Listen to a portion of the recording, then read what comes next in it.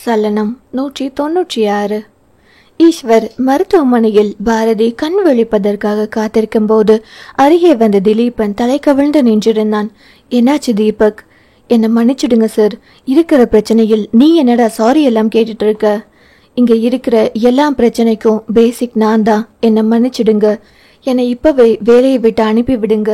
என்ன தீபக், பாரதி கிட்ட அதிசர் அன்னைக்கு கொடுத்த குழந்தை உயிருடன் இருந்திருக்கு. ஆனால் அதை என் பொண்டாட்டி என்கிட்ட இறந்து விட்டது என்று போய் சொல்லிவிட்டாள். நானும் அதை நம்பி உங்ககிட்ட சொல்லிட்டேன். ஆனால் அந்த குழந்தை இப்போ உயிரோட இருக்குங்க சார். இப்பதான் பாரதி இருக்கும் வீட்டில் போய் விசாரிக்கும் போது அவங்க அம்மா விஷயத்த சொன்னாங்க. ஈஸ்வர் இதழில் ஒரு குறுநகை வந்தது.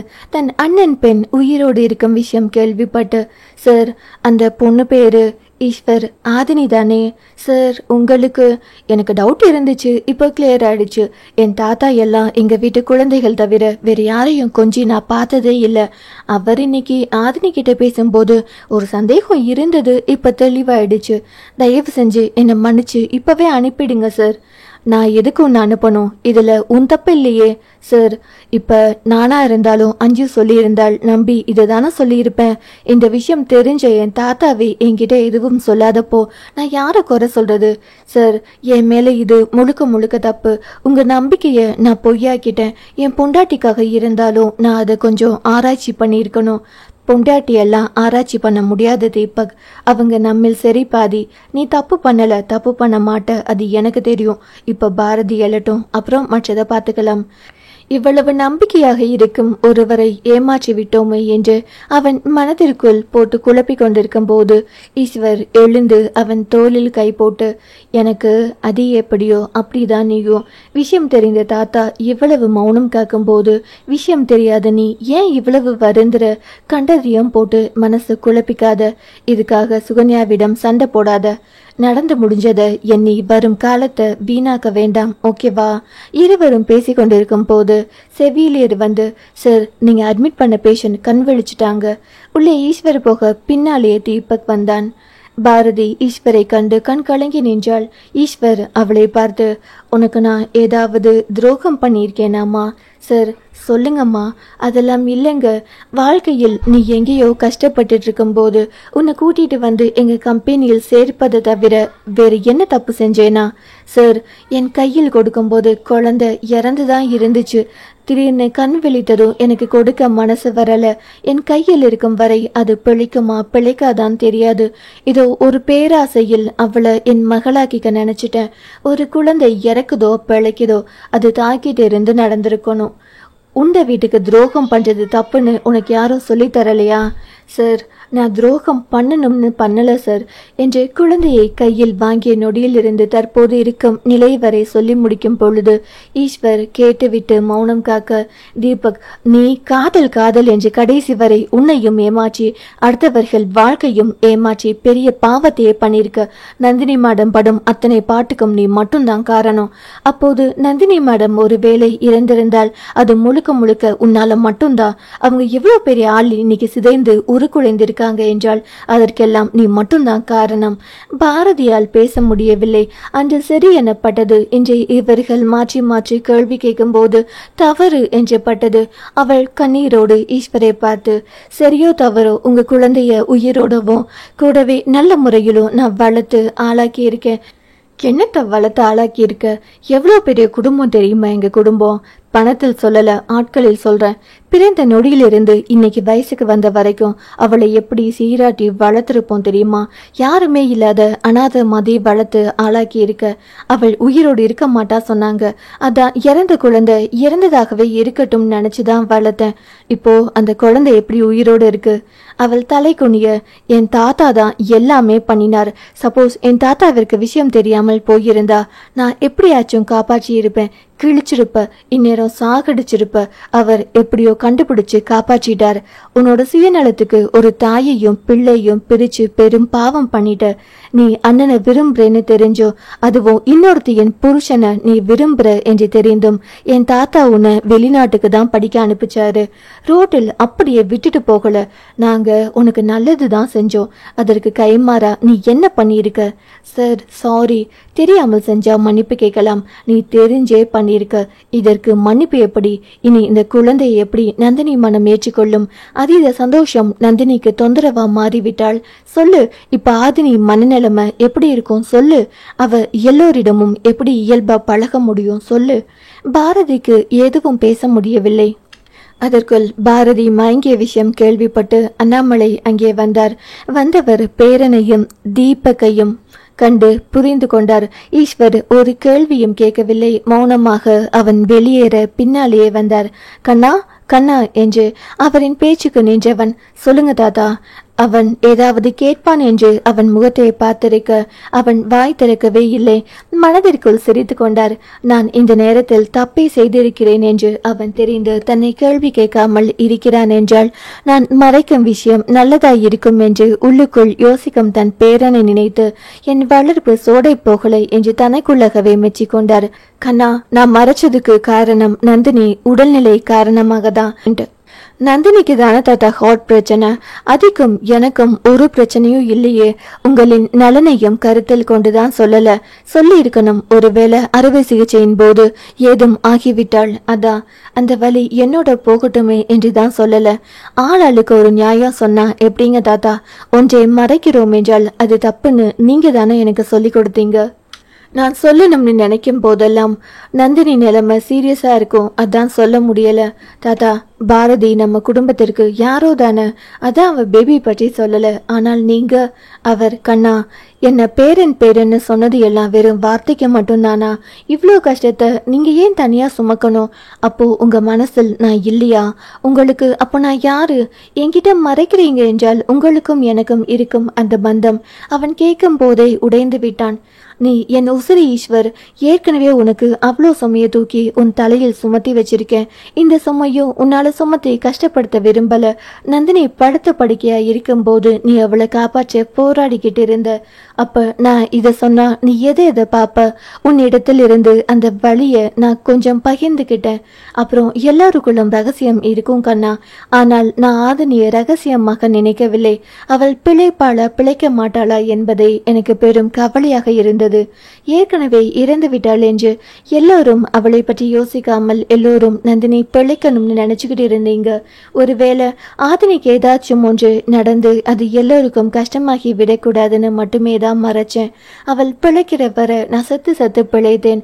சொல்லி எல்லோரையும் துயரப்படுத்துவதை காட்டிலும் அவள் பிழைத்த பின் சொல்லிக்கலாம் என்றுதான் மறைத்தேன். இப்போ எப்படி தாத்தா இவளை நந்தினிக்கு அறிமுகப்படுத்துறது? அதி அங்கு தன் மகள் இருக்கா இல்லையான்னு அழுகையும் கண்ணீருமா உட்கார்ந்துருக்கான். நானே கொஞ்சம் கொஞ்சமா அவளை அறிமுகப்படுத்தலாம் என்று நினைச்சுதான் அவள் வயசுக்கு வந்தப்போ அன்னத்தை உறவுக்கார பொண்ணுன்னு சொல்லி கூட்டிட்டு வந்தேன். நந்தினி தவிர வீட்டுல எல்லாருக்கும் சொல்லலாம் கண்ணா. அவ எப்போ அவளின் அம்மாவிடம் பேசுறது? நந்தினிக்கு அதிக அதிர்ச்சி தரக்கூடாது. இப்பதான் ஆதினியும் கொஞ்சம் கொஞ்சமா நல்லாயிட்டு வரா. அவளுக்கும் ஒரே நேரத்தில் அதிக சந்தோஷத்தையும் அழுத்தத்தையும் தர முடியாது. எல்லாவற்றையும் ஏத்துக்கிறதுக்கு கொஞ்சம் காலமாகும். 2 பேர்கிட்டையும் விஷயத்த கொஞ்சம் கொஞ்சமா தான் சொல்ல முடியும் கண்ணா. தாத்தா, என்ன சொல்றீங்க?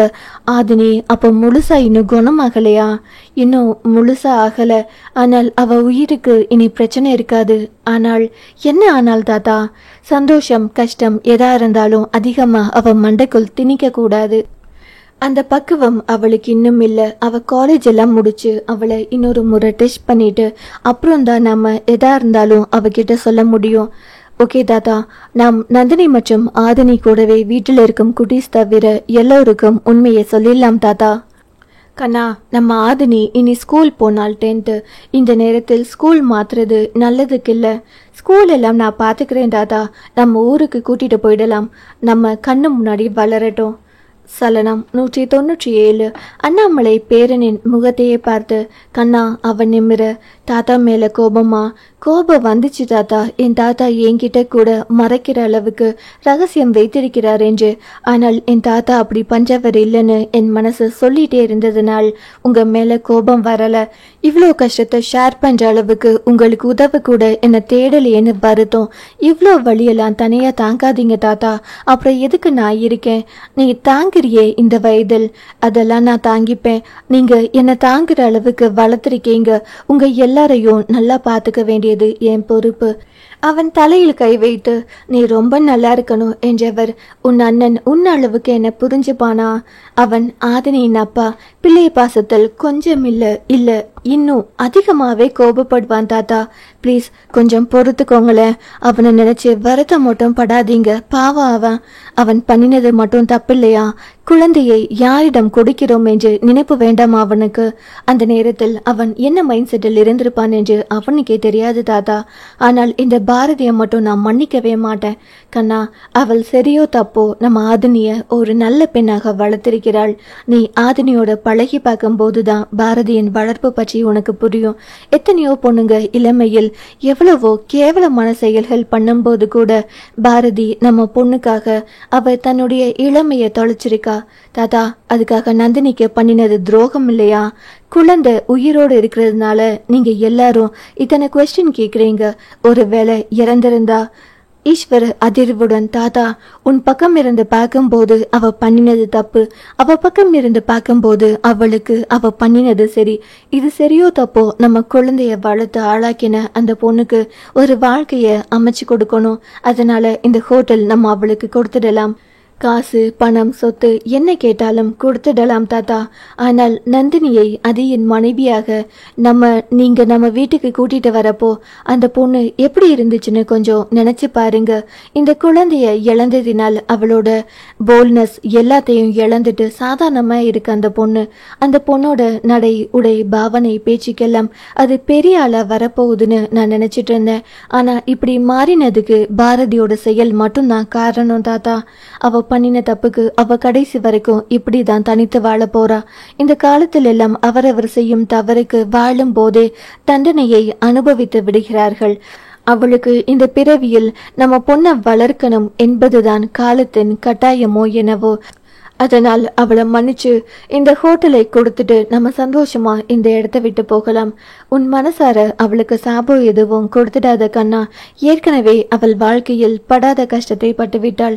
சாபம் கொடுக்கிற அளவுக்கு எல்லாம் நான் பெரிய ஆள் இல்லைங்க தாத்தா. ஆனால் நான் நல்லது பண்ணி எனக்கு துரோகம் பண்ணின பொண்ணு அவள். அதை மட்டும் என்னைக்கும் மறக்கவும் மாட்டேன், மன்னிக்கவும் மாட்டேன் என்று சொல்லிவிட்டு இப்போ என் மகளை எனக்கு அறிமுகப்படுத்துங்க. ஒரு 10 நிமிஷம் இங்கே வெயிட் பண்ணு கண்ணா, வந்துடுறேன் என்றவர் உள்ளே போய் பாரதியை பார்த்தார். அவள் எழுந்து அமர்ந்தாள். நீ செஞ்சது சரியோ தப்போ, ஆனா எங்க பேத்தியை நல்லபடியா வளர்த்து கொடுத்ததற்கு ரொம்ப நன்றி என்றவர் ஒரு நிமிடம் மௌனமானார். அவரின் மௌனம் பெண் அவளுக்குள் ஒரு பயத்தை ஏற்படுத்தியது. ஈஸ்வரை பார்த்ததும் வந்த மயக்கம் கூட பயமும் கூடவே தன் மகளை பிரிய போகிறோம் என்றதால் வந்த மயக்கமும் தான். ஆதினியை பிரிய போகிறோம் என்ற நடுக்கம் அவளுக்குள் ஏதோ பிசைந்தது வயிற்றை போட்டு. அவர், ஆதினியை நாங்க கூட்டிட்டு போறோம். பின் அவளின் இரு கண்ணிலிருந்து கண்ணீர் துளிகள் வலியோடு வெளிப்பட்டது. சந்தோஷமா வழி அனுப்பிவை. அவளை நீ பிரசவிக்காவிட்டாலும் ஒரு அம்மாவா நல்லதுதான் பண்ணியிருக்க. முன்ன உன் மேல வெறுப்பு இருந்தாலும் இப்ப என்னால உன்னை வெறுக்க முடியல. நந்தினி கூட உன் அளவுக்கு பொறுமையா அவளை பார்த்திருப்பாளான்னு எனக்கு தெரியல. தயவு செஞ்சு நீ ஒரு வாழ்க்கைய ஆரம்பிச்சிடு. இனி உனக்காக மட்டும் இல்ல, உங்க அம்மா மற்றும் பாட்டிக்காக வாழு. அந்த ஹோட்டல் உனக்கு தான். எனக்கு வேண்டாம் சார். கண்டிப்பா உனக்கு தான் அந்த ஹோட்டல். அது என் பேத்தியை நீ பார்த்துக்கிட்டதற்காக மட்டுமே. ஒருவேளை அதியமான் ஆதினிய உன் கையில் கொடுக்காமல் வேறு யாரிடமோ கொடுத்து அவளை மார்போடு அணைக்காமல் இருந்திருந்தால் இந்நேரம் என் பேத்தி உயிரோடு இருந்திருக்க மாட்டா. நீ செய்த நல்ல செயலுக்கு நான் கொடுக்கும் பரிசு. வா போகலாம். ஆதினியை மனசார என் கூட அனுப்பு. தயவு செய்து கண்ணீர் விட்டு விடாதே. ஒரு பெண்ணின் கண்ணீருக்கு சக்தி அதிகம். நீ மனசு வருந்தி அழுதாள். அது எங்க குடும்பத்திற்கு சாபமாய் மாறிவிடும். அது என் பேத்தியையும் எங்கள் குடும்பத்தையும் பாதிக்க கூடாதுன்னு கேட்டுக்கிறேன். இல்லைங்க தாத்தா, நான் அழமாட்டேன். நான் ஆதினிய உங்க கூட அனுப்பிவிடுறேன். அவள் உங்க எல்லோரின் கூட இருக்கிறது தான் அவளுக்கு நல்லது. நான் பெறாவிட்டாலும் அவள் என் மகள். அவள் நல்லா இருக்கணும். ஒரு அம்மாவாய் எங்கே இருந்தாலும் அவள் சந்தோஷமாக இருந்தால் நான் சந்தோஷமா இருப்பேன் என்று அவளை முன்வந்தால் அனுப்பி வைப்பதற்கு. அவர்களின் உரையாடல் எல்லாம் ஈஸ்வருக்கு நன்றாகவே கேட்டது. பின் தன் அண்ணனுக்கு அழைத்து, அதி, அவனோ பதட்டமாய், நல்ல செய்திதானே? ஏனோ தன் அண்ணனை நினைத்து பெருமிதமாய் இருந்தது. மனசுக்குள் புயல் போல் அடித்து கொண்டிருந்தாலும் தான் கூப்பிடும் வரை அழைக்காமல் இருக்கும் அவன் பொறுமைதான் அவனின் உயரம் என்று நினைத்து கொண்டான். அதி, நம்ம பாப்பா உயிரோடு நலமா இருக்கா? நீ நல்லா இருக்கணும் ஈஸ்வர். நல்ல செய்தி சொல்லியிருக்க. என் மனசில் இப்பதான் ஒரு பதட்டம் நின்று இருக்கு. பாப்பா என்ன பண்றா? அவளை பார்க்க தான் போயிட்டு இருக்கேன். அவளின் பெயர் ஆதினி. கண் கலங்கியது அவனுக்கு. தன் தாத்தா தன் மகளுக்கு வைக்க நினைத்த பெயர் அது என்று அவன் முன்னரே அறிவான். நான் இப்போ அங்க கிளம்பி வரவா? வேணா, அவளை கூட்டிட்டு வீட்டுக்கு தான் வருவேன். நீ அதுவரை வீட்டில் யாரிடமும் எதுவும் சொல்ல வேண்டாம். முக்கியமாய் நந்தினிக்கும் குழந்தைகளுக்கும் பாப்பாவை பற்றி எதுவும் தெரிய வேண்டாம். ஏன், நந்தினிக்கு பிரச்சனை இருக்குன்னு சொல்ல வேண்டாம்? மற்றவர்களுக்கு ஏன் சொல்ல வேண்டாம்? ஆதினியிடம் என்ன அப்பான்னு அறிமுகப்படுத்துவியா? அவ என்னை ஏற்றுப்பாளா? நந்தினிக்கு இதயத்தில் என்ன பிரச்சனை இருக்கோ அது ஆதினிக்கும் இருக்கு. அதிக்கு ஒரு நிமிடம் பக்கென்று இருந்தது. பாப்பாக்கு அப்போ இதயத்தில் பிரச்சனை இருக்கா? அவளுக்கு மாற்று அறுவை சிகிச்சை பண்ணி இருக்காங்க. அதனால் பிரச்சனை இல்லை. அப்புறம் நம்ம வீட்டில் சிறு பிள்ளைகளிடம் விஷயத்தை சொன்னால் அவர்களை அறியாமலே அவர்கள் பொது இடத்தில் உளறிவிட்டாள். அது நந்தினிக்கும் ஆதினிக்கும் தெரிந்தால் இருவருக்குமே அது ஆபத்தாக முடிந்துவிடும். நீ சந்தோஷமா வீட்டுக்கு போ, நான் வந்துடுறேன் என்று சொல்லிவிட்டு அழைப்பை துண்டித்தான் அவன். அதியமான் இரு கரம் கூப்பி கடவுளை மனதார வேண்டிக் கொண்டு ஒரு ஆனந்த கண்ணீரோடு தன் மகளை பார்க்கும் ஆவலில் வீட்டுக்கு விரைந்தான். பாரதி ஹோட்டலில் விளையாடி கொண்டிருக்கும் ஆதினியின் அருகே வந்து, உனக்கு ஒரு சந்தோஷமான செய்தி. சொல்லுங்க ஆண்டி. உன்னோட அண்ணாமலை தாத்தா உன்னை அவரோட கூட்டிட்டு போக வந்திருக்காரு. இவ்வளவு நேரம் தாத்தா கூட தானே இருந்த. இது பற்றி அவர் என்கிட்ட சொல்லவே இல்லையே. அன்னைக்கு வந்தாங்கல்ல பாட்டி உன்னோட விசேஷத்துக்கு. ஆமா, அவங்க உன்னை இங்க தனியா விட்டுட்டு இருக்க வேண்டாம், நம்ம கூடவே வச்சுக்கலாம்னு சொல்லி கூட்டிட்டு வர சொல்லியிருக்காங்களாம். ஆதினிக்கு கண்கள் விரிந்தது சந்தோஷத்தில். ஒரு நிமிடம் தான். அதன் பின், ஆண்டி நீங்களே என் கூட வரீங்களா? நான் எப்படிம்மா? நான் உன்னை பாதுகாக்கிற வேலைக்காரி, அவ்வளவுதான். ஆண்டி ப்ளீஸ் அப்படி சொல்லாதீங்க. தாத்தா கூட வாரம் ஒரு முறை தான் வருவார். நீங்க தான் என் கூடவே இருந்திருக்கீங்க. எனக்கு உங்களை ரொம்ப பிடிக்கும் ஆண்டி. அந்த வார்த்தை உண்மையாகவே அவளுக்கு தெம்பு தந்தது. நீ இனி உங்க சொந்தக்காரங்க கூட போய் இருக்க போற. எல்லாரும் உன்னை நல்லா பார்த்துப்பாங்க. நீங்க எப்ப வருவீங்க ஆண்டி? நீ அங்க போய் செட்டில் ஆகு, நான் வரேன். ஆதினி அவளை இடுப்போடு சேர்த்து இறுக்கி கட்டிக்கொண்டாள். பாரதிக்கு அழுகை முட்டிக்கொண்டு வந்தது. ஆனால் அழுதாள். ஆதினி பிடிவாதம் பிடித்து போக மாட்டாள் என்று சொல்லிவிட்டாள். வேண்டாம், நல்லதோ கெட்டதோ இனி அவள் வாழ்க்கை அவளின் பெற்றவர்களோடு இருக்கட்டும் என்று நினைத்து கொண்டு அவளை அனுப்பி வைக்க அழைத்து கொண்டு வந்தாள் அண்ணாமலையிடம். ஒரு நாளில் தன் வாழ்க்கை மாறப்போகிறது என்று அறியாத ஆதினி அண்ணாமலையை பார்த்து கொண்டே வந்தவள் அவளின் பின்னால் நின்றிருக்கும் ஆணை கண்டு சற்று நேரத்திற்கு முன் தடுக்கி விழுந்து தூக்கிவிட்டவர் என்று பார்வையில் பார்த்தாள். அண்ணாமலை புன்னகையோடு, ஆதினி குட்டி, இவர்தான் ஈஸ்வர், உன் சித்தப்பா. அவள் வெளி விரித்து புரியாத உறவோடு அவனை பார்க்க அவன் புன்னகையோடு அவளை பார்த்து சிரித்தான். மகள்தான், அனைத்து முத்தமிட ஆசைதான். ஆனால் அவள் வளர்ந்த சூழ்நிலை ஒரு ஆணை எப்படி எதிர்கொள்வது என்று தெரியாததால் ஈஸ்வர் தள்ளி நின்று அவளை பார்த்து புன்னகைக்க புரியாதோர் ஆணிடம் எப்படி நடந்து கொள்வது என்று தெரியாமல் அவளும் தள்ளி நின்றே புன்னகைத்தாள். நான் உன் சித்தப்பா என்று உரிமையோடு சொல்லக்கூட முடியாத இடத்தில் வைத்திருக்கும் பாரதியை கண்டு ஒரு முறைத்துவிட்டு மகளிடம், போலாமா பாப்பா? என்னோட ஸ்கூல் அங்கிள். அண்ணாமலை வேகமாய், அங்கிள் என்று அடுத்தவர்களை சொல்வது போல் சொல்லக்கூடாதுமா, சித்தப்பா என்று உரிமையோடு சொல். சித்தப்பா என்றால் தயங்கி. அவனோ, இனி உன்னோட படிப்பு எல்லாம் திருப்பூரில் தான். ஒரே நாளில் தான் வாழ்ந்த வாழ்க்கை மாறப்போவதை எண்ணி மகிழ்ச்சி கொள்வதா பயப்படுவதா என்று தெரியாமல் அந்த பிஞ்சு உள்ளம் பரிதவித்தது. அண்ணாமலை பேத்தியின் தலையை வருடி, என்னை விட 100 மடங்கு இவர் உன்னை பார்த்துப்பார். தன் தாத்தா என்று அறிந்தவள் அவர் கை காட்டிய ஆண்மகனை கண்டு புதியவன் என்றில்லாமல் சித்தப்பா என்ற புதிய சொந்தத்தின் மேல் ஒரு நம்பிக்கை உருவானது. எப்படி ஒரு குழந்தைக்கு அவளின் தாய் முதலாக இவர் தான் உன் அப்பா என்று சொல்லும் போது ஏற்படும் ஒரு பிணைப்பு போல் அவளுக்கு அண்ணாமலை அவர் சொல்லவும் மகிழ்வாய் அவர்களோடு நடக்க நினைத்தவள் இறுதியாக பாரதியை இறுக்கி கட்டிக்கொண்டு விடையளித்தாள். சலனம் 198. அதை வீட்டுக்குள் வருவதை கண்ட அண்ணம், ஊட்டி போறேன்னு சொல்லிட்டு போனப்பா, என்ன ஆச்சு? ஈஸ்வர் பாத்துக்கிறேன்னு சொல்லிட்டாமா. அப்புறம் வீட்டுக்கு வந்திருக்க, முகம் இப்போ கொஞ்சம் பிரகாசமா இருக்கு, பிரச்சனை சரியாயிடுச்சா? வியப்பாக பார்த்தான். முகம் வைத்தே மனநிலை அறியும் தன் அம்மாவை கண்டு, பிரச்சனை எல்லாம் இல்லைங்கம்மா. அப்போ சரி, நீ ஆஃபீஸ் போகலையா? போகணுங்கம்மா என்றவன் வரவேற்பறையில் அமர்ந்து விட்டான். எப்பவும் அமைதியே வடிவாக காலையில் வேலைக்கு போனால் சாப்பிட வந்து முடித்து மீண்டும் சற்று நேரத்தில் கிளம்பி அலுவலகம் போய்விட்டு மீண்டும் இரவு மட்டுமே வரும் அதியின் செயல் கண்டு அன்னத்திற்கு ஒரு மாதிரி இருந்தது. அடுப்படியில் வேலை செய்து கொண்டே மகனையும் கவனிக்க ஆரம்பித்தார். தூரத்தில் நின்று மகனின் செய்கைகளை கண்டவர் அவனுக்கு குடிப்பதற்கு காப்பி கொண்டு வந்து கொடுக்க அதை வாங்கி கொண்டான். காப்பியை வாங்கியவன் மனம் எல்லாம் சற்று நேரத்தில் வரப்போகும் மகளை பற்றியே இருந்தது. காப்பியை குடித்து விட்டானா எப்போது என்று காலி டம்ளர் வைக்கும் போதுதான் உணர்ந்தான். தன் அருகில் நின்று தன்னையை கவனிக்கும் அம்மாவை மறந்து விட்டான். காப்பி கொடுத்தாள். மா, நீங்க குடிச்சிங்களா? என்ன பண்றீங்க என இரு வார்த்தை பேசும் அவன் ஏதோ ஒரு நினைப்பில் இருப்பதை கண்டவர், கண்ணா நிமிர்ந்தவன், மா டம்ளர் கொடு நீட்டினானே தவிர எதுவும் சொல்லவில்லை. என்ன யோசனையா இருக்கும்? ஏதும் பிரச்சனையா என்று நினைத்தவர் அவனாக சொல்லாதவரை கேட்பது நல்லதுக்கல்ல என்பதால் உள்ளே போய்விட்டார். மீண்டும் வெளியே வர அதே கை கடிகாரத்தையும் வீட்டு வாசலையும் பார்த்து கொண்டே அங்கும் இங்கும் நடப்பதை கண்டவர் அதி அவன் காதில் விழவில்லை. அவன் அருகில் வந்து தோள் தொட்டு, கண்ணா மா, கொஞ்ச நேரத்துக்கு முன்னாடி தானே வீட்டுக்கு வந்த, உன் ரூம் கூட போகாம என்ன பண்ற? போகணுங்கம்மா. ஏன் வாசலையே பார்க்கற? அது யாரையோ ரொம்ப நேரமா எதிர்பார்த்துட்டு இங்க நிக்கிற போல. யாராச்சும் முக்கியமானவர்கள் வராங்களா? ஏதாச்சும் ஸ்பெஷலா ரெடி பண்ணணுமா? ஆமாம்மா, முக்கியமானவர்கள் தான். ஆரத்தியை கலந்து வைங்க. பெற்றவர் மகனை பார்க்கும் போதே அவரின் செல்போன் சினுங்க.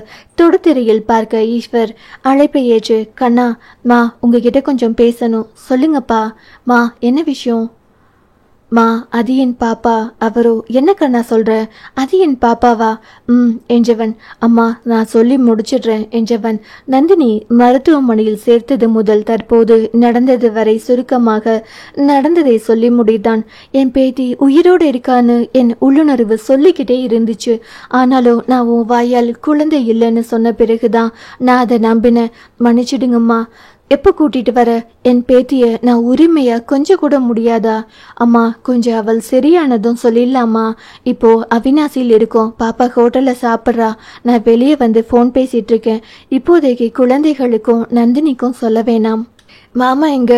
அவர் உள்ள இருக்காரு. அவர்கிட்ட கொடுக்க முடியுமா? மா, அவர் நீ சப்போர்ட் பண்ணாத கண்ணா. எல்லோரும் மாமனார் கணவனின் அப்பாவை தான் பார்ப்பாங்க. நான் என்னோட அப்பாவை தான் அவரை பார்த்தேன். ஆனால் அவர் என்ன அப்படி நினைக்கல போல என்னும் போதே அவரின் குரல் உடைந்து விட்டது. அம்மா, அவரின் இடத்தில் அவரை வச்சு பாருங்க. ஒருவேளை பாப்பா இல்லாமல் இருந்திருந்தாள்.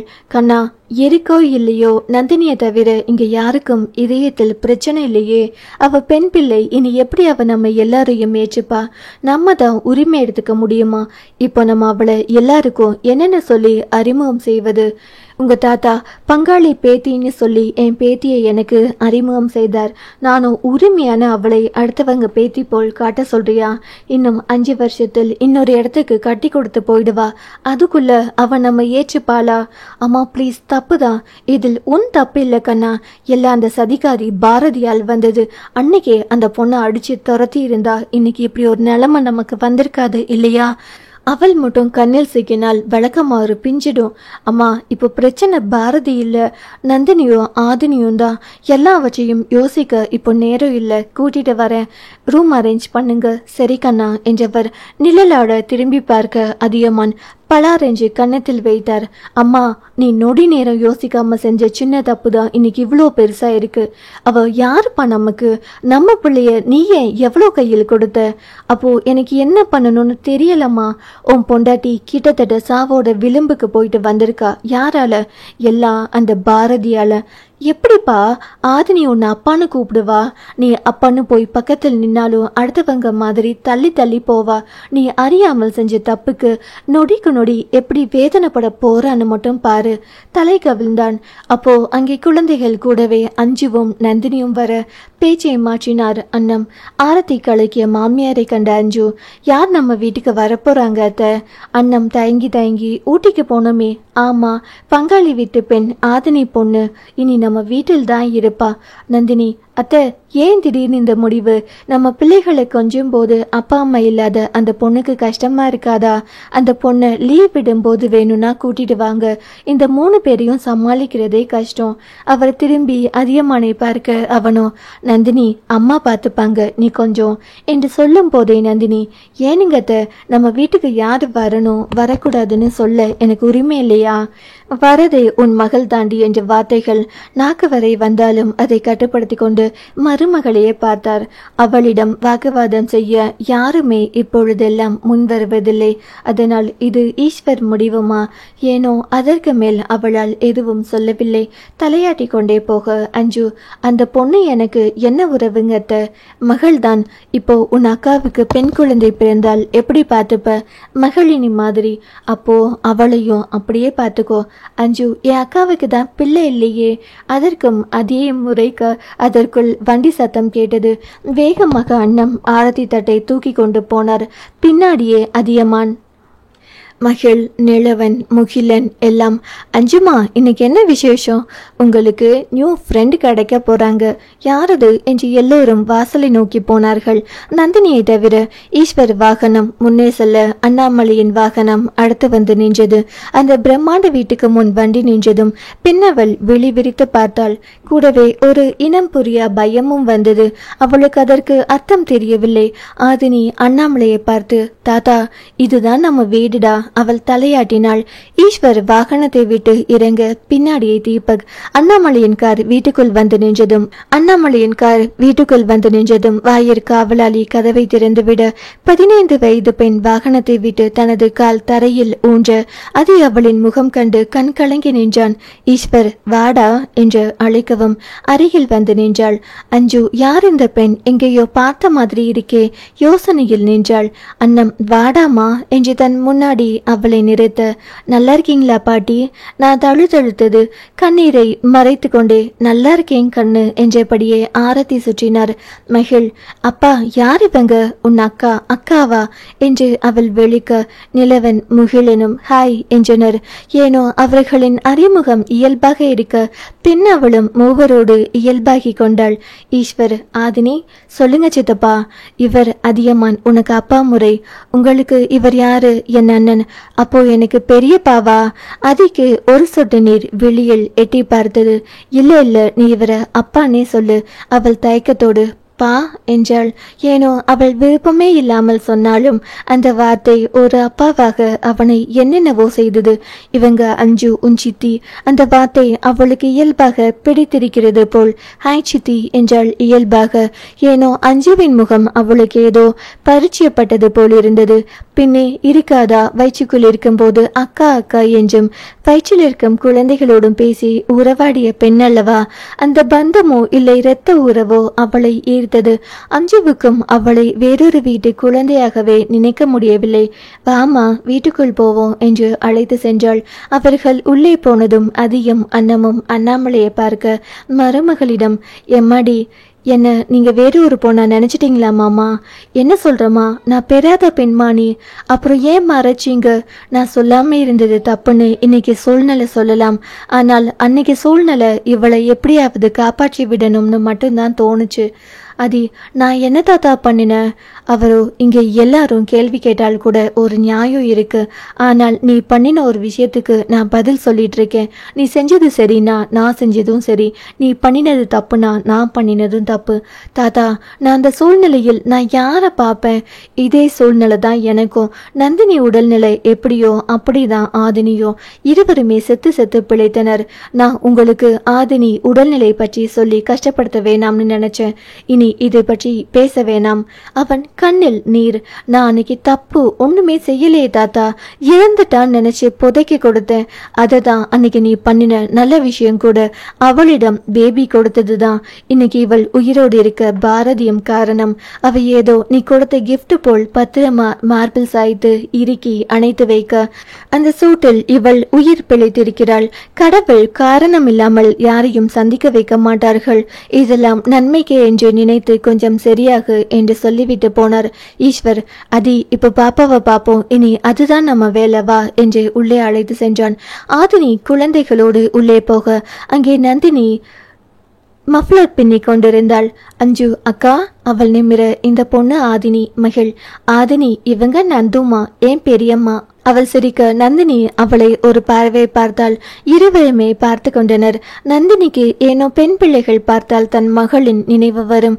அவளை கண்டதும் கண் கலங்க, மனமோ அழாதே நந்தினி என்று எடுத்து சொல்ல கவனத்தை மாற்றிக்கொண்டாள் மஃப்ளர் பின்னுவதில்.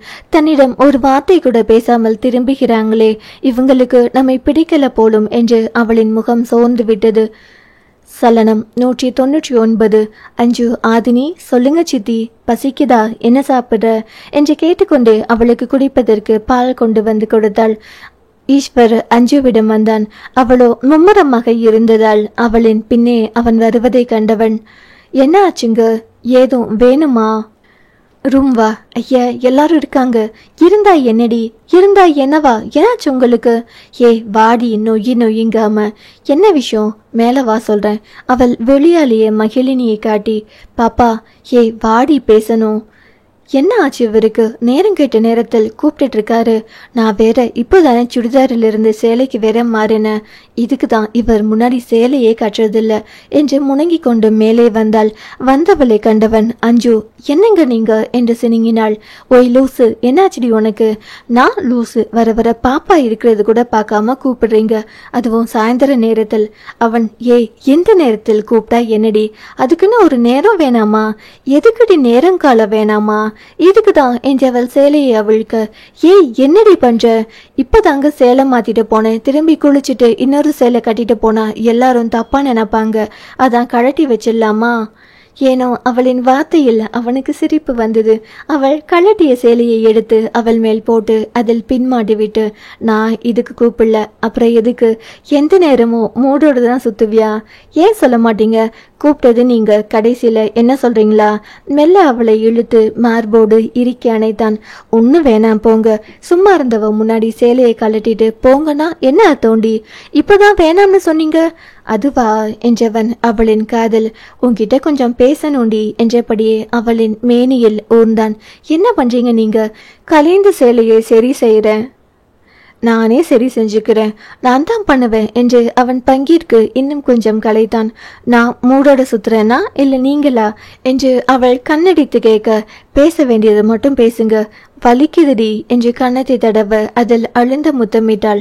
அம்மோ, இன்னைக்கு பேசின மாதிரி தான் போங்க, லவ் யூ என்றவன் அவளின் பின்னங்கழுத்தில் ஊறியபடி ஆங்காங்கே பற்களை பதித்தான். யாரும் பார்க்காத இடத்தில் எல்லாம். ரொம்ப நல்லா பேசுறீங்களே என்றால் வெக்கம் கலந்த குரலில்.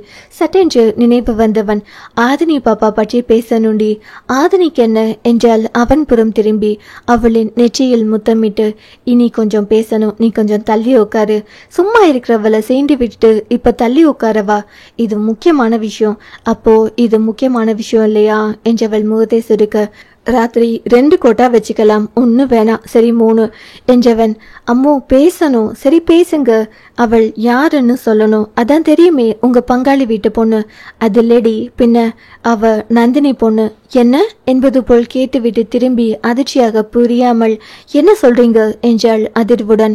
அவன் நடந்து முடிந்ததை சொல்லி முடிக்கும் போது அவளுக்கு ஏனோ விழிகளில் அருவியாய் நீர் கொட்டியது. ஏன் அக்கா பொண்ணா? ஏன் நம்ம கிட்ட மட்டும் சொல்லியிருந்தா நம்ம வளர்த்திருப்போம் போமே, அது நடந்து முடிஞ்சிடுச்சுடி. அதை பத்தி பேசி என்ன ஆக போகுது? சரிங்க, நான் அப்புறம் பேசுறேன் உங்ககிட்ட என்று அக்கா மகளை பார்க்க ஓடி வந்தாள். இத்தனை பேர் இருந்தும் இப்படி யாரும் இல்லாதவள் போல் வளர்ந்திருக்கிறாளே என்று அவளையே பார்க்க அவளோ நந்தினியை மட்டுமே பார்த்து கொண்டிருந்தாள். அஞ்சு அவளிடம், ஏன் அவங்கள அப்படி பார்க்கிற? பார்க்கணும்னு தோணுதுங்க சித்தி. ஆமா, அவங்கள நான் எப்படி கூப்பிடுறது? மகிழ், நந்துமா சொல்றா, நீயும் அப்படியே கூப்பிட்டுக்கோ. இல்ல, நான் பெரியம்மான்னு கூப்பிட்டுக்கிறேன். அஞ்சு, நீ அதிமாமாவை அப்பா கூப்பிட்டா அவங்க ஒய்ஃபை எப்படி கூப்பிடணும்? அவள் தயங்க, இனி அவங்கள நீ அம்மானு தான் கூப்பிடணும் தலையாட்டினாள். அருணாச்சலம் விஷயம் அறிந்ததும் பேத்தியை காண வந்தார். அன்பு, பாசம், ஆசை கொட்டி கிடந்தாலும் ஏனோ உரிமையாக எங்கள் வாரிசு என்று யாராலும் சொல்ல முடியவில்லை. அவளுக்கு அந்த வீடு புதிது, ஆட்கள் புதிது. ஆனால் அவளுக்கு அப்படி ஒரு எண்ணம் வராதபடி நடந்து கொண்டனர் பெரியவர்கள். இரவு உணவின் போது நந்தினி இட்லியும் சட்லியும் எடுத்துக்கொண்டு வந்து மகிழினிக்கு ஊட்ட ஆரம்பித்தாள். ஆதினி ஏக்கமாக பார்த்து கொண்டிருந்தாள் அவர்களை. அடுத்து அஞ்சு ஒரு தட்டில் இட்லி எடுத்துக்கொண்டு வர நிலவனும் முகிலனும் டைனிங் ஹால் வர ஆதினி என்ன செய்வது என்று யோசிக்கும் போதே, அஞ்சு, ஆதினி இங்க வா என்று 3 பேருக்கும் ஊட்ட ஆரம்பித்தாள். இட்லி தீர்ந்துவிட மீண்டும் எடுக்க அஞ்சு அடுப்படிக்குள் உள்ளே போனாள். ஆதினி, முகில், சொல்லுப்பா, அவங்க உனக்கு என்ன வேணும்? எங்க அம்மா அவங்க உனக்கு ஊட்ட மாட்டாங்களா? அம்மாக்கு மகிழ் பாப்பா தான் ஸ்பெஷல். ஏன் பசங்களை பிடிக்காதா? நிலவன், ஐயோ அப்படி இல்லை. எங்க அம்மாக்கு நாங்க பிறக்கிறப்போ எங்களுக்கு அடுத்த பிறந்த பாப்பா இறந்து போயிட்டா. அதில் தான் அம்மாக்கு முடியாமல் போயிடுச்சு. அதனால அம்மாக்கு மகிழ் பாப்பானா உயிர். எதுவுமே பாப்பாக்கு தான் ஃபர்ஸ்ட் செய்வாங்க. எங்களை சித்தி பார்த்துப்பாங்க. நாங்க சித்தி செல்லம். ஆதினி அங்கே நந்தினியையும் மகிழினியையும் பார்த்தாள். அவர்கள் இருவரும் தனி உலகத்தில் இருந்தார்கள். மகிழினி சிரிக்க நந்தினி முகத்தில் அத்தனை புன்னகை. ஈஸ்வர் வண்டி சத்தம் கேட்க அந்த நேரம் மகிழினி ஓடி வந்து டைனிங் ஹாலில் அமர்ந்தாள். நிலவனும் முகிலனும் தனித்தனி தட்டில் ஒரு இட்லியை வைத்து சாப்பிட மகிழினியும் அதே செய்தாள். ஆதினி ஏன் என்பது போல் மூவரையும் பார்க்க மகிழினி அவளை பார்த்து, அப்பாக்கு அவங்க வயிறுக்கு அவங்க தான் சாப்பிடணும்னு சொல்லுவாங்க.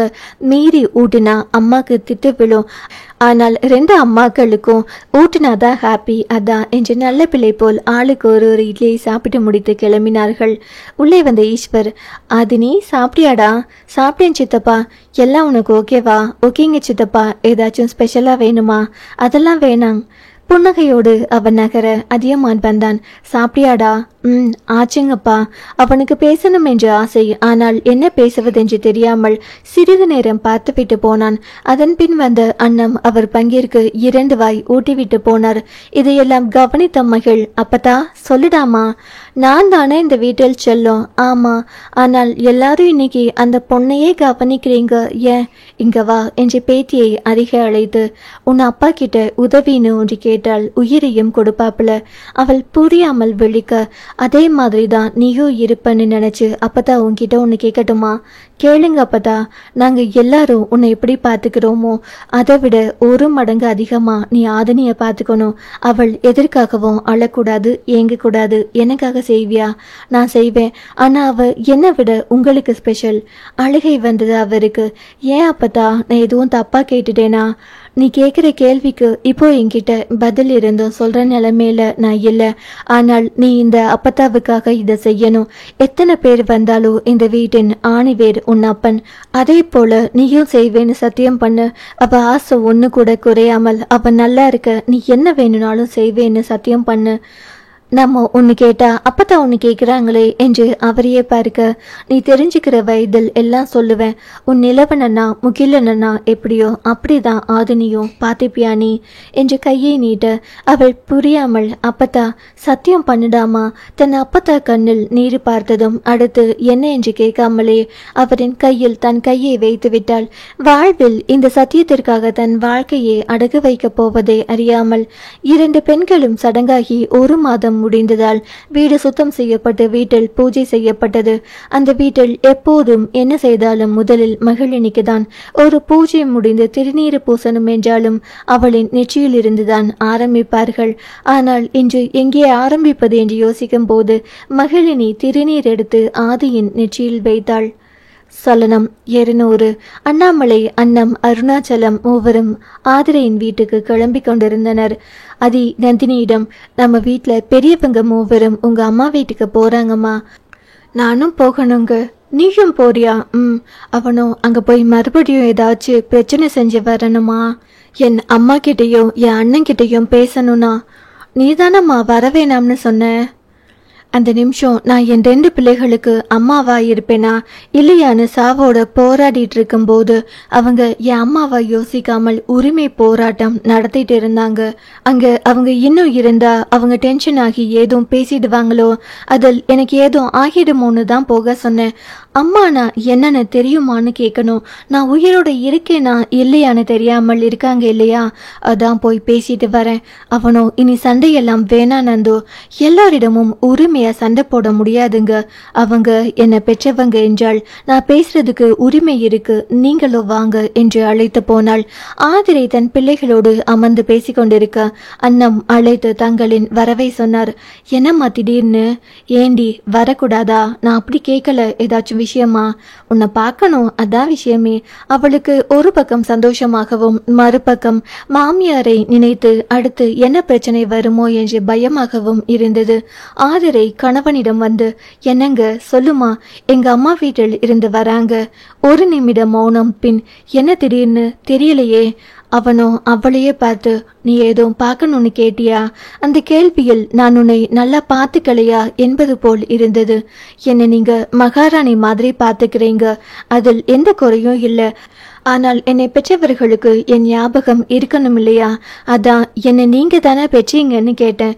பிரச்சனை வேணாம்னு நினைக்கும் போது நீ ஏமா சமாதானத்துவது விடுற? 2 அண்ணன்களோடு பிறந்திருக்கேன், 3 பிள்ளைகளை பெற்றிருக்கேன். யாருமே இல்லாதது போல் உறவினர் என்று சொல்லிக்க கூட ஆள் இல்லாத பிள்ளைகள் போல் என் பிள்ளைகள் ஆகிடக்கூடாதுல்ல, அதான். அதெல்லாம் அவங்களுக்கா தோணணும் ஆதிரை? உங்களுக்கு என்னைக்காச்சும் தோணி இருக்கா? புரியல. உங்க உயிர் உங்க 2 தங்கச்சிங்க தான், நீங்க ஏன் போய் பார்க்கல? அவன், நானா மாட்டேன்னு சொன்னேன். நந்தினி வர வேணாம்னு சொன்னா. ஈஸ்வருக்கு 5 கூட நாங்க பேசினாலே பிடிக்காது. என் அம்மா அன்னைக்கு இருந்து இன்னைக்கு வர பேசிட்டே தான் இருந்தாங்க. உங்க அம்மா உயிருக்கு போராடிட்டு இருந்த பொண்ணு என்ன ஆச்சுன்னாச்சும் கேட்டாங்களா? அவங்க ப்ரெஷர் வேணாம்னு சொன்னா உங்களுக்கு என்ன ஆச்சு? அவன் எதுவும் பேசவில்லை. எங்க வீட்டில் வரத நீங்க உங்க அம்மா கிட்ட சொல்றீங்களா, இல்ல நான் சொல்லட்டுமா? நானே சொல்றேன் என்று வந்தவன் தொலைக்காட்சி ஒன்றில் முக்கியமான நாடகம் ஒன்றை பார்த்து கொண்டிருந்த விஜயாவிடம் வந்தான். அம்மா சொல்லுப்பா, ஆதிரை வீட்டில இருந்து வராங்களாம். அவர் கணவரை பார்த்தார். தண்டபாணி, என்ன திடீர்னு? தெரியலையே, வரட்டுங்கப்பா. விஜயா, ஒருவேளை உன் தங்கச்சி பொண்ணுக்கு சடங்குக்கு சொல்ல வராங்களோ? ஆதிரை, பாப்பா வயசுக்கு வந்து 30 நாள் ஆச்சத்த. அப்போ சடங்கு வைக்க சொல்லத்தான் வருவாங்க ரவி. ரவி, அதுக்காக இருக்காதுங்கம்மா. ஒருவேளை இருந்தா சடங்கு செய்ய உன்னை கூப்பிட்டா நாம போக கூடாதுப்பா. ஆதிரை கணவனை பார்க்க, விஜயா, யார் என்ன சொன்னாலும் நீ போக கூடாதுப்பா. சரிங்கம்மா. தண்டபாணி, அன்னைக்கு உன்னை மாமன் இல்லைன்னு சொல்லிட்டாங்க. இனி என்னைக்குமே நீ ஈஸ்வர் பொண்ணுக்கு மாமன் இல்ல என்றார். ஆதிரை, உங்க மகள் அஞ்சுவுக்கும் அவள் பொண்ணு தானுங்க மாமா. என் மகனை வேணாம்னு சொன்ன உறவு எங்களுக்கும் வேணாம். என் பையனை விட எதுவும் முக்கியம் இல்லம்மா எங்களுக்கு. ஆதிரை, அத்தை, உங்களுக்கு நீங்க பண்றது சரினா என் அண்ணனுக்கு அவங்க பண்றது சரி. அதனால் நான் சொல்லிடுறேன், உங்களுக்கு வேணும்னா உங்க பொண்ணுங்க வேணான்னு தோணலாம். ஆனால் எனக்கு என் அம்மா, அப்பா, தாத்தா, அண்ணன்கள், அண்ணி, 5 குழந்தைகள் எல்லாமே வேணும். விஜயா, நாங்க ஒன்னும் அவங்கள வேணாம்னு சொல்லலம்மா. அவங்க தான் எங்களை வேணாம்னு சொன்னாங்க. இன்னைக்கு தீரன் கூட எதிர்த்து பேசுறான், கோபப்படுறான். அதுக்காக அவன் என் மகன் இல்லை என்று ஆகிடுமா? அவன் என்னை திட்டிவிட்டால் அவனை பார்க்காம போயிடுவேனா? தீரன், துருவன், மிருத்துலா மூவரும் பெரியவர்களை பார்த்து கொண்டு அமர்ந்திருந்தனர். ஆதிரை என்றும் இல்லாமல் புது நாளாக வாதம் செய்து கொண்டிருக்கும் போது, உள்ள வரலாமா என்று அண்ணாமலையின் குரல் கேட்டு பெண் அவள் புன்னகையோடு, தாத்தா வாங்க வாங்க, வாங்கம்மா வாங்கப்பா என்றவள் எட்டி பார்க்க பின்னாடி அதியும் நந்தினியும் வந்து கொண்டிருந்தார்கள். அண்ணாமலையை கண்டதும் தண்டபாணியும் விஜயாவும் எழுந்து நின்று வாங்க என்றனர். தீரனுக்கு ஆச்சரியம். அவ்வளவு கோபம், அவ்வளவு வெறுப்புகளுடன் இத்தனை நாள் இருந்த பாட்டியும் தாத்தாவும் அவர்களை வாங்க என்று வரவேற்கிறாரே என்றுதான் பார்த்து கொண்டிருந்தான். ஆதிரை அண்ணனை வரவேற்பாக ரவி, வாங்க தாத்தா, வாங்க மாமா, அத்தை என்று அவர்கள் அமர்வதற்கு இருப்பிடத்தை காட்ட அமர்ந்தனர். கொண்டனர். விஜயா எட்டி பார்த்தார். அங்கே நந்தினி. அவரின் கண்ணில் நீர். ஏனோ அவ்வளவுதான். கோபம் எல்லாம் எங்கே போனது என்று அவருக்கே தெரியவில்லை. கம்பீரமாய் இருந்தவளுக்குள் எல்லாம் தொலைந்து போனதை தூரத்திலிருந்தே கண்டு கொண்டார் பெற்றவர். மிக வேகமாக மகளின் அருகில் போய், எப்படிடி இருக்க? உயிரோடு இருக்கேம்மா, ஏண்டி இப்படி பேசுற? நீங்க மறந்துட்டீங்க, அதான் நான் உயிரோடு இருக்கேன்னு காட்டிட்டு போலாம்னு வந்தேன் என்றவள் உள்ளே வர ரவிக்கு அவனையும் அறியாமல் அழுகை வந்தது. நந்துமா என்று அவன் வர ஏனோ அவனிடம் பேசாமல் வீட்டுக்குள் வந்து அமர்ந்தாள். ரவி அதியிடம், வாங்க மாப்பிள்ள. அவன் தலையசைத்தான். ஆதிரை அனைவருக்கும் தண்ணீர் கொண்டு வந்து கொடுக்க வாங்கி கொண்டனர். ரவி ஒரு பக்கம், விஜயா ஒரு பக்கம் நந்தினியின் அருகே அமர்ந்தனர். ஆதிரை குழந்தைகளை பெரியவருக்கு அறிமுகம் செய்ய அவர்கள் புது உறவினர் புதிதாய் பார்ப்பது போல் பார்த்து கொண்டிருந்தனர். அன்னம் வாங்கி வந்த பூவை எடுத்துக்கொண்டு போய் மிருதுலாவின் தலையில் வைத்து அவளின் நெற்றியில் முத்தம் வைக்கும் போது அவளுக்கு அவளையும் அறியாமல் கண்கள் கலங்கியது. விவரம் தெரிந்த நாளிலிருந்து தன் அம்மாவும் அப்பாவும் தவிர மற்றவர்கள் யாரும் தன்னை நெருங்கி முத்தமிட்டதில்லை. அவளுக்கு உள்ளுக்குள் புது மாதிரி உணர்வாய் இருந்தது. பேத்தியின் அருகில் அமர்ந்து, என்னம்மா படிக்கிற? அவளோ 6th. பேரன்கள் இருவரையும் பார்த்து, நல்லா இருக்கீங்களா? தீரன் தலையசைக்க துருவன், நல்லா இருக்கோம் பாட்டி. ரவி, நந்து, எப்படின்னா உங்களால எங்களை பார்க்காம இருக்க முடியுது? உங்களுக்காக புருஷனை குடும்பத்தை எல்லாம் விட்டுட்டு வந்து உங்க கூட நின்னா மட்டும்தான் தங்கச்சின்னு தெரியும் போல. ரவி வெளியில் நீர். அண்ணம் அதையே பார்க்க அவனோ, நந்தினி சண்டை போடவா வந்த? நான் என் அண்ணன் கிட்ட பேசணுங்க. அண்ணன் தங்கச்சின்னா என்னன்னு கொஞ்சம் கேட்டுட்டு போக வந்திருக்கேன். ரவி, விடுங்க மாப்பிள்ள, என்கிட்ட தானே கேட்கிறா, பேசட்டும் என்றவன். ஏமா இப்படி சொல்ற என்னும் போதே குரல் உடைந்திருந்தது. நீங்களும் எல்லாரையும் போலதானா? அவனுக்கு பேச்சு வரவில்லை. தண்டபாணி, என்னம்மா, என்னமோ உன் அண்ணன் மட்டும் தப்பு பண்ணின மாதிரி பேசுற. எனக்கும் என் அண்ணனுக்கும் நடுவில் நீங்க வராதீங்கப்பா. நான் உங்ககிட்ட வளர்ந்ததை விட அண்ணா கிட்ட தான் வளர்ந்தேன். அவர் மௌனமாகிவிட, ரவி, என் தப்புதான். நான் சப்போஸ் செத்து போயிருந்தாலும் சண்டையை காரணமா வச்சு வந்திருக்க மாட்டீங்க தானே. ஏமா இப்படியெல்லாம் பேசுற? பேசுவேன். என் அண்ணாதான் இந்த உலகத்தில் சிறந்தவர்னு நான் நினைச்சிட்டு இருந்தேன். நானாச்சு ஓகே, 5 பேருக்கு நீங்க தான் அப்பா ஸ்தானம். எப்படி எங்களை மறந்தீங்கன்னா? அவனுக்கு பேச வரவில்லை. தன்னை எதிர்பார்த்துதான் இருந்திருக்கிறார்கள். நம்ம தான் போய் பார்க்கவில்லையோ என்ற குற்ற உணர்ச்சி அவனுக்கு மேலிட மௌனமாய் நின்றிருந்தான். ஏன் நம்ம அப்பா ஒண்ணுமே பேசாமல் இருக்கிறார் என்று தீரன் அப்பாவையே பார்த்து கொண்டிருந்தான். விஜயா, ஆதிரை வந்தவங்களுக்கு சாப்பிடுவதற்கு ஏதாவது கொடுப்பா என்று பேச்சை மாற்றினார். அதியமான், நந்தினி, நடந்ததை இனி மாற்ற முடியாது. நடக்க போவதை மாற்றலாம். சண்டை வேண்டாமே. ரவி, எல்லோரின் முன்னாடியும் மன்னிச்சிரு, என் தப்புதான். நான் உன்னை பார்க்க வந்திருக்கணும், நீயே வேண்டாம்னு சொல்லிட்டியே அப்படின்ற கோபத்தில் இருந்துட்டேன். அவள் என்ன சொல்லுவாள்? தன் அண்ணனை வேண்டாம் என்று சொல்லும் அளவிற்கு எல்லாம் மனமில்லை அவளுக்கு. நான் அன்னைக்கு பிரச்சனை வேண்டாம் என்று சொன்னேன். எதுக்கு? அங்கு சாக கடந்ததுன்னா. ஆனால் என்னை தவிர்த்து நீங்க மற்றதையெல்லாம் பேசும்போது எனக்கு கோபம் வந்தது. அண்ணாமலை, சரி சரி, இனியாச்சும் எல்லாம் நல்லதா நடக்கட்டும். பிரச்சனை வேண்டாம் நந்தினி. தாத்தா, பிரச்சனை பண்றதுக்காக நான் வரல. என் அண்ணனையே உயிரா நினைச்சு 2 தங்கச்சிங்க இருக்கும்போது எங்களை எப்படி எங்க அண்ணனால மறக்க முடியும் என்ற கேள்வியை கேட்க தான் நான் இங்க வந்தேன். தன் தங்கைகள் அழுதால் தாங்கிக்க முடியாத ஒருவன் அவன். தன் உயிரையே கொடுக்கும் அளவிற்கு அண்ணன் அவன். அவர்களே வேண்டாம் என்று சொன்னதால் தான் அந்த வீட்டு வாசலில் கால் வைக்காமல் இருந்தான். ஆனால் அவர்கள் தன் அன்பிற்காக ஏங்குகிறார்கள் என்று தெரிந்த பொழுது இந்த முறை தன்னை அவமானப்படுத்தியது எல்லாம் மறந்து விட்டான் அவன். தங்கையின் அருகில் வந்து அவளின் கையை பிடித்து, மன்னிச்சிடுமா என்றான். மன்னிப்பெல்லாம் அவளுக்கு தேவையில்லை. தன் அண்ணனின் ஆறுதலான வார்த்தைகள் தான் அது. கிடைத்ததும் அவனை கட்டி கொண்டாள் அவள். சலனம் 121. உண்மையான உறவு என்றால் நேரில் பார்க்கும்போது பிரச்சனைகள் சரியாகிவிடும். பிரச்சனை வளர்த்து கொள்ளாமல் முடித்து கொள்ள வந்திருப்பதால் மேற்கொண்டு பேசி பேசி பிரச்சனையை வளர்க்க விரும்பாமல் அன்பாய் பேசி சுமூகமாய் பேசி அடுத்த கட்டத்தை நோக்கி நகர்வை நடத்தினார் அண்ணாமலை. அப்போது ரவி தன் மகன்களையும் மகளையும் அழைத்தான். வந்தார்கள். நந்தினி, இவர்கள் தீரன், துருவன், மிருதுலா. நந்தினி தீரனின் அருகில் போய் அவனின் கன்னம் தொட்டு, வளர்ந்துட்ட நீ, அத்தைய ஞாபகம் இல்லையா? விஜயாவை பார்த்தான் அவன். உன்னை ஆசை அத்தடா அவ. நீ பிறந்த 2 வருஷம் உன் அப்பன் இல்ல, இவள் உன் கூடவே தான் இருந்தா என்றார். ஏனோ உறவுகளை அறிமுகப்படுத்தும் விதத்தில் தான் உரிமையும் வந்து சேரும். அவனுக்கு நந்தினி பற்றி எல்லோரும் பேசும்போது நல்ல விதமாய் சொன்னதால் அந்த அத்தையை அவனுக்கு பிடிக்கும். தன் அப்பாவிற்காக புருஷனையே வேண்டாம் என்று சொன்ன அஞ்சுவையும் ரொம்ப பிடிக்கும்.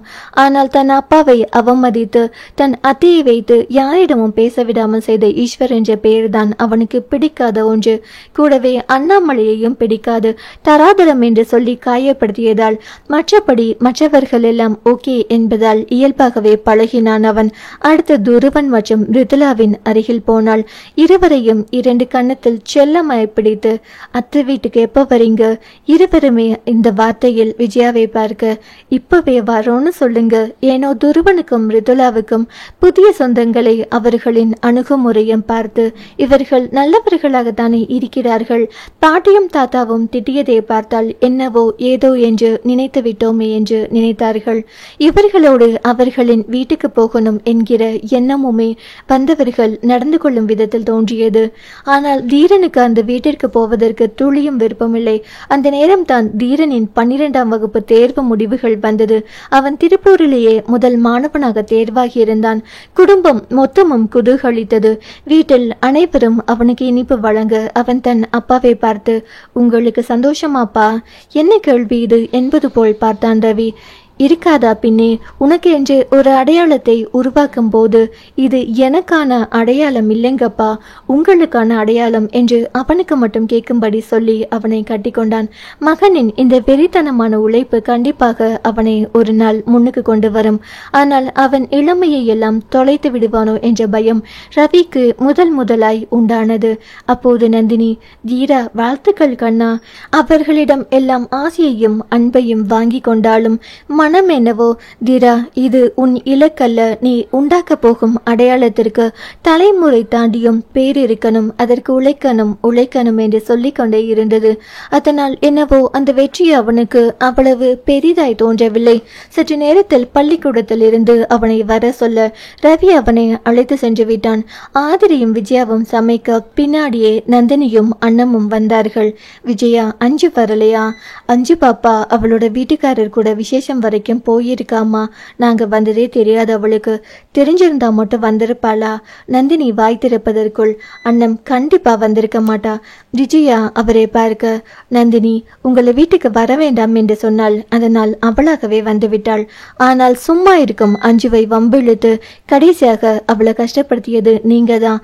அண்ணன் தான் உலகம் என்று புருஷனை கூட தூக்கி போட்டவள் மனதில் எவ்வளவு வெறுப்பு இருந்திருந்தா இத்தனை நாள் பேசாமல் இருப்பாள்.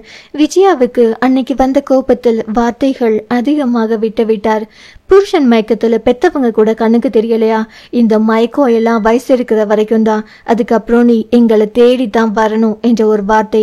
அதுவரை மௌனமாக இருந்தவள் கத்தியை விட்டாள். மயக்கத்துக்காக புருஷன் கூட வாழ்ற பொண்ணு கிடையாதுமானா. கடைசி வரைக்கும் எனக்கு என் புருஷன் தான் முக்கியம். இத்தனை நாள் வரைக்கும் உங்களுக்கு சப்போர்ட் பண்ணி அவரை நான் மதிச்சது கிடையாது. ஆனா அந்த மனுஷனுக்கு நான் தான் உலகம். இனிமே என் உலகத்துல அவருக்கு மட்டும்தான் இடம், உங்களுக்கு கிடையாது. தயவு செய்து இனிமே என்னை சொந்தம் கொண்டாடிட்டு வராதிங்க. இனிமே என் புருஷன், என் பிள்ளை, என் குடும்பம் தான் என் உலகம் என்று சொல்லிவிட்டு போய்விட்டாள் அவள். அந்த சண்டை நடக்கும் போது அண்ணமும் அங்குதான் இருந்தார். ஈஸ்வர் மேல் இருக்கும் கோபத்தை எல்லாம் விஜயா அஞ்சுவிடம் காட்ட அஞ்சு மொத்த கோபத்தையும் காட்டிவிட்டு போய்விட்டாள். ஆனால் அஞ்சு பேசியது மட்டும்தான் அஞ்சு ரவி காதில் விழுந்தது. அப்போ அவளின் உலகத்தில் இந்த அண்ணன் இல்லையா என்ற வருத்தம் அதை தாங்கிக் கொண்டு அறைக்குள் வந்த சற்று நேரத்தில் நந்தினியும் சண்டை போட அவன் மொத்தமாய் உடைந்து போனான். இருவரையும் உயிராக வளர்த்தேனே, ஒரு நொடியில் தூக்கி எறிந்து பேசுகிறார்களே என்று. அதனால் தான் இருவரையும் இத்தனை நாள் பார்க்க போகாமல் இருந்ததற்கான காரணம். விருந்து தயாராகி முடிக்க ரவியும் தீரனும் பள்ளி சென்று அங்கு பேப்பர் நியூஸ் எல்லாத்துக்கும் போட்டோ போஸ்ட் கொடுத்து சந்தோஷத்தை எல்லாம் காட்டிவிட்டு மீண்டும் வீட்டுக்கு வந்தார்கள். வந்ததும் ஒரு வழியாக வீட்டில் பிரச்சனையெல்லாம் பேசி முடிந்திருந்தது. அதற்குள் விருந்து ஒரு பக்கம் தயாராக அனைவரும் விருந்து சாப்பிட்டு விட்டு அண்ணம், அதி, அண்ணாமலை, அருணாச்சலம் என எல்லோரும் ஒன்றாக நின்று வீட்டுக்கு வாங்க என்று முறையோடு அழைக்க, நந்தினி எப்போ எல்லாரும் வரீங்க வீட்டுக்கு என்று கேட்டாள். அண்ணம் கணவனை பார்க்க நாளைக்கே வீட்டுக்கு வரோம் தலையாட்டி விட்டு கிளம்பினார்கள். நந்தினி, அஞ்சுமா அக்கா, இன்னைக்கு நம்ம வீட்டுக்கு போனோம். தெரியும்க்கா, போறப்போ அத்தை சொல்லிட்டு தான் போனாங்க. தெரிஞ்சும் நீ வரலையே. வரணும்னு தோணலங்கக்கா. நம்ம அண்ணா நாளைக்கு இங்கே வரட்டும்க்கா. பாப்பா, எனக்கு அண்ணா மேலே அவ்வளோ கோபம் இருந்துச்சு. ஆனால் அண்ணா முகத்தை நேரில் பார்த்ததும் போயிடுச்சு. அப்படி போகாட்டி அந்த உறவுக்கு அர்த்தம் இல்லைங்கக்கா. நீ எப்படி நாளைக்கு அண்ணா கிட்ட பேசுவியா? இப்போதைக்கு நான் எதுவுமே பேசலைங்கக்கா. அவங்க வரப்போ நான் வெளியே போயிடுவேன். ஏன், நான் என் புருஷனை வேண்டாம்னு சொன்னப்போ கொண்டாடின அவங்க அதே புருஷன் கூட வாழ்றத ஏத்துக்க மாட்டேங்கிறாங்க. அம்மா அசிங்கமா பேசுறாங்க. அம்மா அப்பா தான் உலகம், கூடவே கணவனுக்கு மேலாக நேசித்த அண்ணான்னு அவ்வளோ முக்கியத்துவம் கொடுத்தேன். ஆனால் இத்தனை நாள் வாழ்றோமா சாகுறோமா என்ன ஏதுன்னு கூட கேட்கல. அதுவும் அன்னைக்கு கோபமா பேசிட்டேன்னு சொல்லியே வெறுத்து ஒதுக்கிட்டாங்க. ஆனா நான் என் புருஷனை அசிங்கப்படுத்திட்டு பிரிஞ்சு போனப்போ அங்க எனக்கு ஒரு பிரச்சனை. அவர் ஓடி வந்தார். நம்மளை நேசிக்கிறவங்களுக்கு கோபம் எல்லாம் கண்டதும் காணாம போயிடணும்க்கா. நிறை எல்லாம் பார்க்க கூடாது. என்கிட்ட 1000 குறை. ஆனால் என் புருஷனுக்கு அது பிரச்சனையே இல்லை. திட்டிகிட்டே இருந்தாலும் வேணாம் போன்னு ஒரு நாளும் சொன்னதில்லை. லவ்ங்கிறது அதுதான் அக்கா. இந்த உலகத்தில் உனக்கு யார் முக்கியம்னு கேட்டா நொடி கூட தாமதிக்காத சொல்லுவேன் என் அண்ணான்னு. ஆனால் அதெல்லாம் மாறி ரொம்ப வருஷம் ஆச்சு. அண்ணா எப்பவும் என் உயிர் தான். ஆனால் என் மனசில் எல்லாரையும் விட என் புருஷனுக்கு தான் இனி முதலிடம். அவரை இப்போதைக்கு சண்டை போட வேணாம் நினைக்கிறப்போ எனக்கும் வேணாம் என்று சொல்லியவள் வேலை செய்ய ஆரம்பித்தாள். நந்தினி அதற்கு மேல் எதுவும் பேசவில்லை. அக்கா, நான் உங்களை கஷ்டப்படுத்தணும்னு பேசல. இப்போ கூட அத்தை சொன்னாங்க தீரன் தான் ஸ்கூல் ஃபர்ஸ்ட்னு. அதை கேட்கும்போது ஒரு அத்தையா எவ்வளோ சந்தோஷப்பட்டேன் தெரியுமா? ஆனால் இந்த சந்தோஷத்தை என்னால் கொண்டாட முடியாதபடி செய்யறது வார்த்தைகள் தான். அதுதான் அக்கா என்னால் தாங்கிக்கவே முடியல என்றவளுக்கு அழுகை வந்தது போலும் மௌனமாய் கழிவறைக்குள் சென்று விட்டாள். ஈஸ்வர் வீட்டில் அனைவரும் அமர்ந்திருக்கும் பொழுது ஆதினியை ஸ்கூல் சேர்க்கும் படலம் ஆரம்பமானது. ஈஸ்வர் அதியமானை பார்க்க சொல்லலாம் என்று நினைக்கும் போது அண்ணாமலை, ஈஸ்வர் நீ போய் பாப்பாவை சேர்த்துட்டு வா என்று சொல்லிவிட்டார். பார்வையாளியை நந்தினியை காட்டி அவர் சொன்னால் கண்டிப்பா ஒரு காரணம் இருக்கும் என்பதால் அவனே சென்றான். ஆதினி கிளம்பி வந்தாள். புது ஊர், புது பள்ளி, ஏதோ ஒன்று அவளை உற்சாகம் கூடவே பயத்தையும் மாறி மாறி கொடுத்தது. ஊட்டியில் தான் படிக்கும் பள்ளியைப் போலவே திருப்பூரில் பிரம்மாண்ட பள்ளிதான் அது. ஆனால் இயற்கை வளங்கள் கொண்ட ஊட்டி இங்கே தென்படவில்லை. கட்டிடத்தின் தன்மைதான் அவளின் கண்ணுக்கு தென்பட்டது. ஆதினியை பள்ளியில் சேர்த்துவிட்ட ஈஸ்வர் அவர்களோடு பேசிக் கொண்டிருக்கும் போது அவள் ஒரு மாதிரி அமர்ந்திருப்பதை கண்ட ஈஸ்வர், ஆதினிமா, நீ பள்ளிக்கூடத்தை கொஞ்ச நேரம் சுற்றிப்பார். சரிங்க சித்தப்பா என்றவள் வெளியே வந்தாள். தாகமாய் இருப்பது போல் படவும் குடிநீர் இருக்கும் பகுதியை தேடி அவள் வந்து கொண்டிருக்கும் போது அவளின் காதுக்குள், டே விடுங்கடா விடுங்கடா என்ற ஒரு சத்தம். ஏதோ பரிச்சயமான குரல். எட்டி பார்த்தாள். ஒருவனை நண்பர்கள் தூக்கி தட்டாமலை சுற்றி கொண்டிருந்தனர். என்னாச்சு ஏன் என்று எட்டி பார்க்கும் போது அங்கே வந்த ஆசிரியர் ஒருவர், வாழ்த்துக்கள் தீரா, நீ இந்த பள்ளிக்கூடத்துக்கு பெருமை சேர்த்துட்ட, முதல் மார்க் வாங்கி என்று கட்டிப்பிடித்தார். ஓ, ஸ்கூல் ஃபர்ஸ்டா என்று இன்னும் கொஞ்சம் எட்டி பார்க்க அவளுக்கு ஆச்சரியம். அவன் அவளுக்குள் முதலாக குடி வந்தவன். எப்படி என்றே தெரியவில்லை. அவன் வந்த சுவடுகள் இதயத்தில் ஊன்றி இருந்தது. அவன் பெயர் தெரியாமல் ஊர் தெரியாமல் நொடிக்குள் வந்து மாயம் செய்தவன் அவன். அவனை கண்டதும் மேல் தளத்தில் நின்றிருந்த அவளின் கால்கள் அவளையும் அறியாமல் அவன் இருக்கும் திசையை நோக்கி நடந்தது. அங்கே தீரனை சுற்றி கூட்டம் ஆடவன் வாழ்த்தும் உள்ளங்களுக்கு புன்னகையை தரும் பொழுது அங்கே ஆண்கள் பெண்கள் என்று மாறி மாறி அவனுக்கு வாழ்த்து மழை பொழிந்து கொண்டிருக்க, பாரு எவ்வளோ ஃபேன்ஸா இருக்கு என்று நினைத்து கொண்டாள். தீரா என்ற பெயர் அவளை வசீகரித்தது. கொஞ்சம் கொஞ்சமாக அவர்கள் விலகும் வரைக்கும் காத்திருந்து நின்று பின் அவன் அருகே வந்தாள். அவன் முதுகு காட்டி நின்றிருந்தான். ஹலோ என்ற குரல் கேட்டு திரும்பினான். திரும்பியவன் அவளை கண்டதும் அவன் கண்கள் விரிந்தது. நீ இங்க என்னும் போதே பெண்ணவள் புன்னகை கண்களை வழிய நிறைந்த மனதோடு வாழ்த்துக்கள் என்று சொல்லி கைகளை நீட்ட அவனும் பற்றி கொண்டான். ஏனோ இவ்வளவு நேரம் அத்தனை பேரும் கொண்டாடிய போது கூட வராத சந்தோஷம் அவளின் ஒற்றை வார்த்தை அவனுக்கு கொடுத்தது. அவன் முகத்தில் அப்படி ஒரு மலர்ச்சி எதற்கு வந்தது என்று அவனுக்கே தெரியவில்லை. இங்க நீ இந்த வருஷம் ஜாயின் பண்ற ஏனோ அவனுக்கு ஒரு மாதிரி இருந்தது. இத்தனை நாள் இவள் இங்கு இல்லையே என்று ஏனோ நல்லதாகப்பட்டது. இவளை பார்த்திருந்தால் படித்திருக்க முடியுமா என்று அவன் மௌனமாக நிற்கவும் மீண்டும் அவனை பார்த்து ஹலோ, அதில் நிகழ்வுக்கு வந்தவன் என்ன படிக்கிற? இங்க ரிலேட்டிவ் வீட்டுக்கு. அட்ரஸ் எல்லாம் இன்னும் தெரியல, ஆனால் வேளம்பாளையத்தில் இருக்கிற தாத்தா வீட்டுக்கு வந்திருக்கேன். ஏன்னா திருப்பூரில் அவனுக்கு பிடிக்காத ஏரியா அதுதான். அவன் வெறுக்கும் ஆள் அங்குதானே இருக்கிறார் என்பதால் அம்மா அப்பா எல்லாம் எங்க? எனக்கு அம்மா அப்பா எல்லாம் இல்லை. அந்த வார்த்தையில் அவனுக்கு ஒரு மாதிரி ஆகிவிட்டது. சாரி. இதுக்கு எதுக்கு சாரி? எல்லாரும் கேட்கறது தானே. அதற்குள் ஆதினி என்ற குரல் கேட்டு நிமிர மேலே அலுவலக உதவியாளர் நியூ ஸ்டூடெண்ட் தானே? எஸ் மேம், மேலே வாங்க ஆதினி என்று சொல்லிக் கொண்டவன் நைஸ் நேம் சிரித்தாள். பின் சரி நான் போகட்டுமா? போறேன் என்று சொல்லியிருந்தாள். அதன் பின் ஏதும் பேசியிருக்க மாட்டான். போகட்டுமா என்று கேட்டதில் என்னவோ அவனை அவள் பக்கம் ஈர்த்தது. ஆதினி நம்ம 3வது முறை மீட் பண்ணிக்க கூடாதுன்னு வேண்டிக்கோ. ஏன் மீட் பண்ணக்கூடாதுன்னு நினைச்சுக்கோ. அதான் ஏன் மீட் பண்ணி நான் ப்ரப்போஸ் பண்ணிடுவேன். அவன் வார்த்தையில் அப்படியே இருக்க. நான் சின்ன வயசுல நிறைய பெண்களை கடந்து வந்துட்டு இருக்கேன். ஆனால் எவ்வளோ உன்னை போல் பச்சைக்கண்ணு மனசுக்குள்ள ஒட்டிக்கிட்டதில்ல. அவளுக்கு பேச வரவில்லை. அவள் சிலை என நிற்பதை கண்டு நீ தயங்குறத பார்த்தா என்னை பிடிக்கல போல இருக்கு. ஐயோ அப்படியெல்லாம் இல்லை என்றால் படக்கென்று. ஓகேம்மா, நான் இப்போ ஸ்டடீஸ்க்காக ஃபாரின் போறேன். ஏன் இங்க படிக்க முடியாதா? முடியும். ஆல்ரெடி இந்த ஊருக்கு தேவையானதை சின்ன வயசுல படிச்சுட்டேன். இது பிஸ்னஸ் ரிலேட்டட். அதான் இன்னும் 5 வருஷத்தில் முடிச்சுட்டு வந்துடுவேன். 5 வருஷமா என்றால் ஏக்கத்தோடு. இயர்லி ஒன்ஸ் வருவேன். அகெயின் மீட் பண்ணிட்டா ப்ரப்போஸ் எல்லாம் இல்லை. டைரக்டா நீ உன் பதில் சொல்லணும். அப்புறம் நீ போறதுட்டு நான் பேசுறது உன்னை சலனம் படுத்தி இருந்தா சாரி.